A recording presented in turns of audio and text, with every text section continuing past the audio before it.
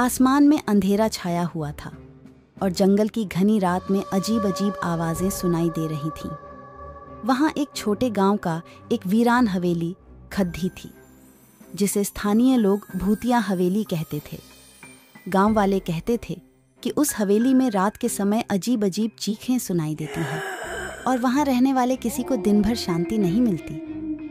लेकिन इस कहानी के हीरो राज ने इन सभी चीज़ों को नकारात्मक रूप से लिया और हवेली में रहने का निर्णय किया। एक रात जब राज अकेले हवेली में था, वह सुनने लगा कि रोज आने वाली अजीब चीखें इस बार और भी तेज हो रही थीं। धीरे धीरे वह अपने कमरे से बाहर निकला और हवेली के अंधेरे को हल्का करने के लिए एक दीपक जला लिया। जब उसने हल्का सा आंखें खोली तो उसकी सांस रुक गई। वह देखा कि हवेली के सारे दीवारों पर खून से लिखा गया था, तुम्हारी वजह से हम सब मर गए हैं। उसका हौसला टूट गया, लेकिन वह बहुत निर्भीक बना रहा। अचानक हवेली की एक पुरानी खिड़की से एक भूतिया साया उसके सामने आया। राज की हड्डियां कंप गईं, लेकिन वह नहीं हारा। उसने बोला, कौन हो तुम और क्यों ये सब कर रहे हो?